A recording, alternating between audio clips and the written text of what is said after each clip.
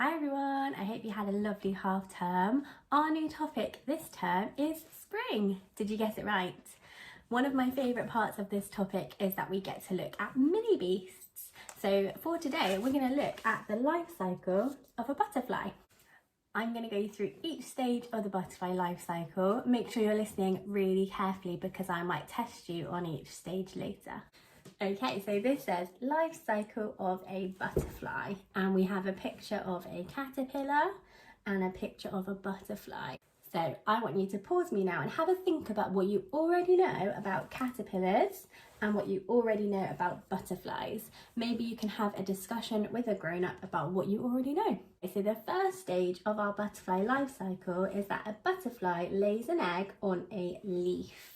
I want you to think back to the story of the hungry caterpillar. I wonder, was there an egg on a leaf in the hungry caterpillar? So here we have our egg on the leaf. Do you think a butterfly comes out of that egg, or do you think a caterpillar comes out of that egg? Have a little think. If you said caterpillar, you are absolutely correct. It says a caterpillar hatches out of the tiny egg. And here is the big leaf. So you can imagine how small that little egg must be. Okay, so here is our caterpillar, and it says the caterpillar is looking for something to eat. I wonder, do you know what caterpillars like to eat? Maybe you can pause me and talk to your grown-up about what you think a caterpillar might like to eat. If you said leaves, you are absolutely correct, and you can see that this caterpillar is looking for a nice juicy leaf to eat. I wonder if any of you might know what this already is before I tell you. Have a think about the story of the hungry caterpillar. What happened after the caterpillar ate lots and lots of food? Maybe you can pause me now and have a think with a grown-up. What do you think this picture is of? If you said a cocoon or a chrysalis, you are absolutely correct. It says the caterpillar forms a chrysalis. And a chrysalis is like a different word for a cocoon. Can you have a go at saying the word chrysalis? Okay, so here's a picture of the chrysalis or the cocoon when it's been fully made. And think back to that story of the hungry caterpillar. How long does the caterpillar stay in the cocoon for?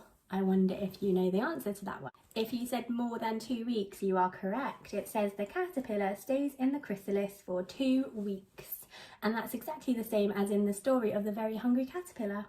Before we move on, I want you to have a think. Does a caterpillar or a butterfly come out of the cocoon? Tell your grown-up, what do you think? If you said butterfly, you are correct. Out of the chrysalis comes a butterfly.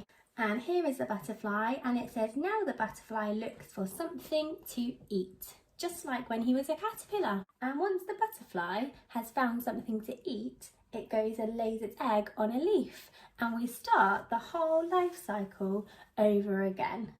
So the egg gets laid on the leaf, out pops a little caterpillar, it goes and finds something to eat, it goes into its cocoon or chrysalis and stays there for 2 weeks. Out of the cocoon comes a butterfly. The butterfly goes and looks for something to eat, and it lays its egg on a leaf, and we keep going around and around, and that's why it's called the life cycle of a butterfly. Okay, I hope that you enjoyed learning all about the life cycle of a butterfly.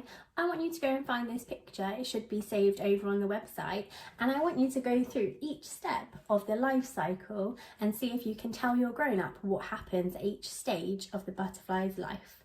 Maybe you can even use those very special words like chrysalis and cocoon and see if you can wow them. I hope that you enjoyed today. See you tomorrow. Bye.